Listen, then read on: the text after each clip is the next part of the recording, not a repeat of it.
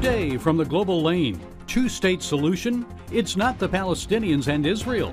Ethnic Uyghurs want the U.S. Congress to call on China to leave East Turkestan.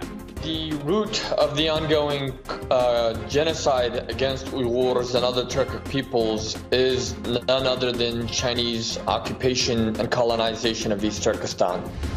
Pandemic aftermath. The last time Americans spent this much money for food, George W. Bush was president. Why U.S. consumers are paying more. Supply chain bottlenecks matter a lot. And then you had all this fiscal stimulus spending that was really at an unprecedented level. Two of the chosen actors share their thoughts on what should be next for the series. John ends up on the island of Patmos, so hey, there are endless opportunities there. Spin. And finally, vindicated. The canceled UK Christian who stood up for biblical values is cleared of wrongdoing. But where does he go to restore his reputation? And it's all right here on the Global Lane. During the Gaza war, many Palestinians have claimed that Israel is a colonizer and occupier of Palestine. However, historical facts prove otherwise. Half a world away, a true occupation is underway in East Turkestan, the homeland of the Uyghur people. A coalition of 60 global groups are now urging the U.S. Senate to pass the Uyghur Policy Act. The legislation would recognize East Turkestan as Chinese-occupied territory. Well, joining us with more is the former Prime Minister of the East Turkestan government in exile, Salih Hudayar. Salih, it's good to talk with you again. So many of our viewers are unaware that the People's Liberation Army actually invaded East Turkestan in 1949. They call it Xinjiang province, but East Turkestan, like Tibet, has been occupied ever since then. So this act has already received approval by the House. Tell us, why is it so important to the Uyghur people?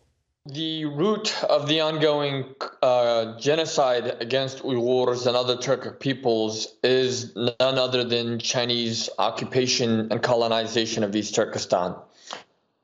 Recently, as you mentioned, the House passed a Uyghur Policy Act, which doesn't yet recognize East Turkestan as an occupied country, but takes certain steps, such as appointing a special coordinator for Uyghur issues at the U.S. State Department. We are calling on over 61 Uyghur and other East Turkestani organizations from across the globe have signed on to a joint letter urging Congress to, one, thanking the House for passing the Uyghur Policy Act, but also urging the Senate to pass it, as well as to introduce a resolution or legislation to recognize East Turkestan as an occupied country to underscore the root of the ongoing genocide. Well, what would this act actually accomplish then? Is it more than just a declaration? Are sanctions or other consequences included in the act if China does not end the occupation? Well, so this is the first step. It would reiterate that China's occupation of East Turkestan is illegal. It would give moral and spiritual support to the East Turkestani people. It would resist China's attempts to erase East Turkestan for momentarily. It would be like the very first basic step taken by the United States before any other real concrete actions are taken to support East Turkestan against Chinese occupation. Well, we've detailed a lot of their atrocities over the years here, over the last 4 years at least, and I'm sure a lot of people, though, are skeptical that this act would actually bring about change when many members of Congress and other politicians and business people are benefiting financially from close ties with the Chinese Communist Party. So you've told us before that as many as 3 million Uyghurs may be imprisoned or used by the CCP for forced labor. So are Nike, other companies still manufacturing products in China that use Uyghur forced labor? Tell us what you know about this. I mean, which ones are still involved? Which ones have stopped? Unfortunately, many of these companies are still continuing to use Uyghur forced labor and slave labor in their supply chains. You have, big companies like Pfizer, Tesla, Apple that are profiting from the genocide and forced labor of Uyghurs, unfortunately. But what this resolution and what the other asks that we have called on the U.S. Congress to initiate would do is apply maximum pressure on China, but also send a signal to the business communities that that they need to start pulling out. And many have already started pulling out China, but we just need it to be more faster and swifter. Is Nike still there? Do you know? Unfortunately, yeah, Nike is still operating in China, and some of its suppliers are still tainted with Uyghur slave labor. Okay, so what can our viewers do about all this? The first thing, over the 5 years, the American public have learned about the Uyghurs. They've learned about the fact that the Uyghurs are facing genocide. Now it's time to learn that the Uyghurs had their own nation. They were historically an independent nation, and they're striving to regain their independence once more. And so they should, urge their members of Congress to support, adopting a resolution recognizing East Turkestan as an occupied country, and urging the U.S. government and their elected officials to explore the possibilities of an independent East Turkestan. Okay, Salih Hudayar, spokesman for the East Turkestan government in exile. Thank you for being with us. We appreciate it. Thank you for having me. What goes up must come down. It seems Isaac Newton's theory of gravity doesn't apply to food prices at restaurants and grocery stores. It's been 30 years since American consumers paid as much as they are now for food. Well, here to explain what's happening and why is Young Voices commentator Jonathan Hartley. Mr. Hartley is a research fellow at the Foundation for Research on Equal Opportunity and research associate at the Hoover Institution. Okay, Jonathan, you've done the research. Although President Biden says Bidenomics is working, these statistics tell a different story. Although inflation has cooled a bit over last year, American consumers still paying high prices for groceries and food at restaurants. Why is that? Well, you're absolutely right that food now makes up about 11% of disposable income of Americans, and this is the first time that's been the case since the 1990s. It's really important. This is actually a really important development because inflation historically has been higher for poor individuals, and that's really for two reasons. One, a greater share of the poor's income is spent on food and energy, and two, the poor spend a greater fraction of their income and save a lot less than higher income individuals. There's been a lot of discussion about what's caused inflation over the past a few years, which has been the greatest uptick in inflation since the 1980s. Some of the biggest debates have been around the role of supply chain bottlenecks from the pandemic, excessive fiscal stimulus that was passed under both the Trump and Biden administrations, and then also whether central banks like the Federal Reserve have been slow to raise interest rates in response. I think we have a lot to be grateful for in the sense that in the U.S., GDP is still rising. Compared to other countries, say in Western Europe or in Canada, where GDP per capita has been essentially flat for the past decade. So there's really something about American exceptionalism in economic growth, and that's a trend that I think is going to continue with the latest developments around AI that could potentially lead to a productivity boom that we haven't seen maybe since the age of the computer in the 1990s. Yes, American workers are very hardworking, and I'm sure part of the food problem is the inability to move goods across the country. You'd mentioned that, touched on it. Transportation bottlenecks. The United States still suffers from a shortage of truck drivers.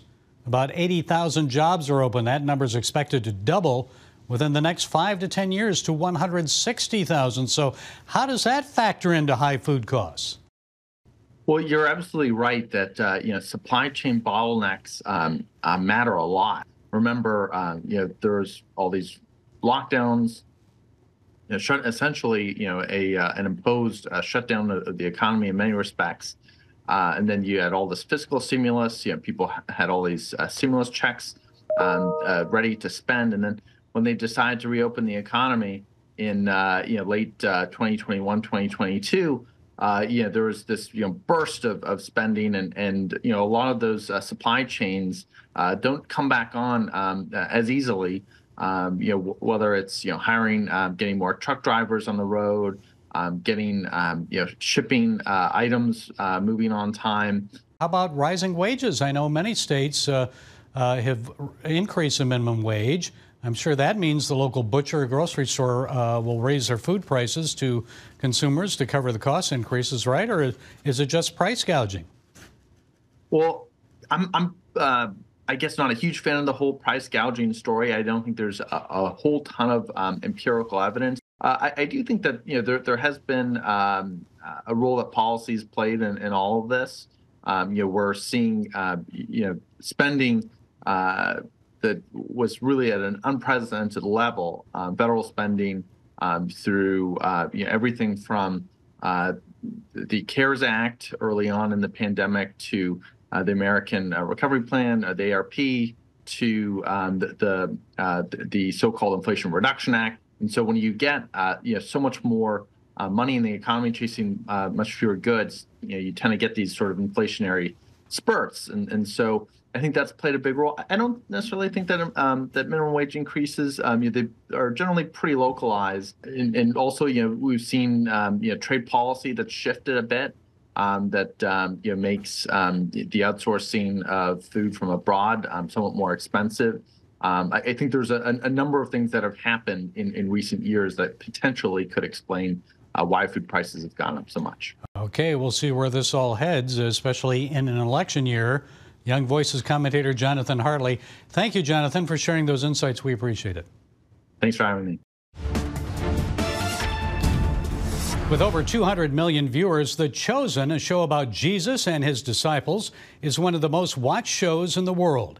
Episodes 1 through 6 of Season 4 are already on screens in theaters. The final 2 episodes of Season 4 hit the big screen February 29th. You'll recognize our next guest. Luke Dimion portrays Judas, and George Xanthus is the actor portraying John. So thank you, George and Luke, for being with us. George, when you were first accepted for the role as John, what were your thoughts? I mean, no one knew at the time that just how big this series would be. I have to be honest. I thought it was John the Baptist, so I was initially like, oh, like someone had to say to me, Matthew, Mark, Luke, and John. I was like, oh, wasn't as well versed as what I am now. But I was kind of also like fretting because as an actor, you kind of look through and you kind of like, oh. And when I saw John the Baptist, I was kind of fretting, going, oh, no, I know what happens to John the Baptist. But then I was pleasantly surprised to learn it's John the Apostle. And then John is like the last disciple, like he's like the 12th disciple to leave us, let's just say. That made me go like, oh, OK, now I know this character a little bit more. Yeah, good thing it wasn't John the Baptist. You would have ended up with a short career there in the series. That's what I was saying. Yeah. Luke, you weren't introduced until the end of season 2, so you already knew the show was a hit when you started the series. So, what was your feeling at the time? Did it mean a little more pressure on you to perform to get that character right? Oh, not really. I hadn't known about the show until I got cast. But believe it or not, I don't think the hit really started to carry. I wasn't there from the beginning, so I didn't get the full experience of starting the 4 episodes, getting picked up for the other 4 to finish season 1. But I definitely could tell a difference. Our from the switch from the little trailer wagons to actual trailers and full sets and times, and the production value changed. So I actually I got in the tail end of it really blowing up. So that was interesting, and that was really fun to get to be a part of right there, right at the end. Well, for both of you, I'm sure your roles have changed you personally and as actors. So after all, Luke, you're playing the role of the most notorious biblical figure in human history, or one of them, and George, one of the most esteemed. So how's it changed both of you personally and as actors? Well, I can afford healthcare now, which is nice. So but yeah, honestly, now I have this incredible, amazing family of actors and artists who I can like lean on through work. I've learned so much just by watching them perform and by constantly being like pushed, not just by the scenes and the dialogue, but like the elements. Like we are out there in the beating suns of Texas and Utah constantly. And so it's a really fun experience to constantly come back and get to work with people that you enjoy immensely, and to do work that's just constantly challenging you. How about you, George?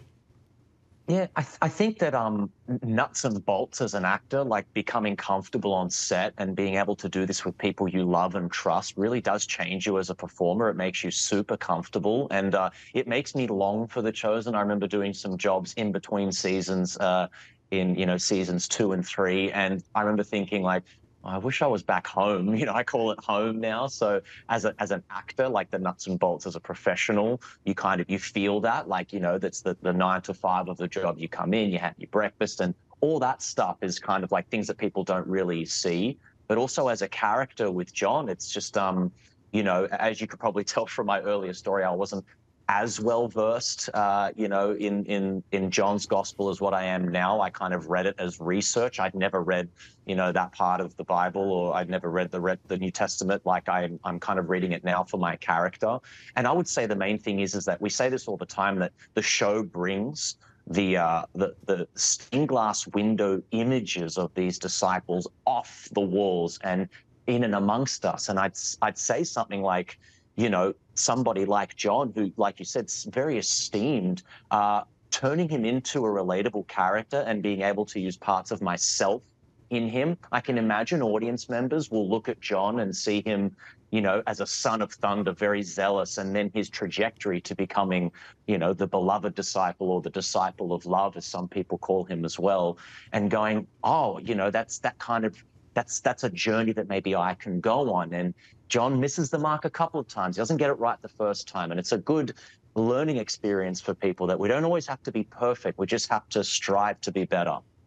Yeah, Jesus called imperfect people to be his followers. Luke, do people ever confuse you for the character that you portray and kind of reject you because they see you as the disciple who betrayed Jesus? No, I think our fandom's smarter than that. I Good. think they're well aware and know the difference between an actor and a character. Plus, I haven't done anything to make them hate me yet, so. But tell us what we can expect in the final few episodes of season 4. What's the takeaway for people?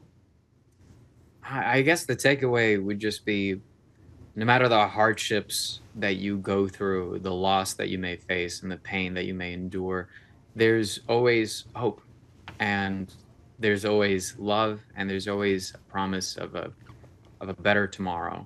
And if we focus on those, we'll be able to persevere through those hardships. Well, you have 3 more seasons. We know how this will end, right? More like 1.5. One and a half for you. We know Judas commits suicide, but George, your character goes on to live a long life, writing one of the Gospels, 3 letters of the New Testament. So is there any talk about continuing the series by maybe portraying the book of Acts, the early church, the writers of the Gospels? Well, this is kind of what I was getting to when I was talking about the confusion between John the Baptist and John the Apostle. Like, I mean, there are endless opportunities there. And you know what? Maybe I'm speaking directly to the producers of the show. I know that, being a Greek person as well with a Greek passport, John ends up on the island of Patmos. So, hey, if we want to do some sort of, if we want to do something there, send George to Greece. I've got some contacts there. Maybe we can see what happens with John after the fact. So, hey, if it's in the works, I'm all for it, considering what John ends up doing. Spin off. On a lighter note, before we wrap this up, you guys ever get tired of playing second fiddle to Jonathan Rumi? I mean, after all, he portrays Jesus. You ever step in and remind him that he's just an actor like you guys? No. I'm like, take the weight. Yeah. He's got so many lines. Do not envy him. Well, I don't have to remind him. And me and him have done karaoke together. We used to live very close to each other. We used to watch 3 movies a week with our AMC, membership. So me and Jonathan got really, really close as the season kind of started, and we've stayed close. So he honestly is still that, goofy mate of mine. And I'll always see him as that, despite the fact that he's probably Jesus to so many other people. Yeah, he's such a humble guy.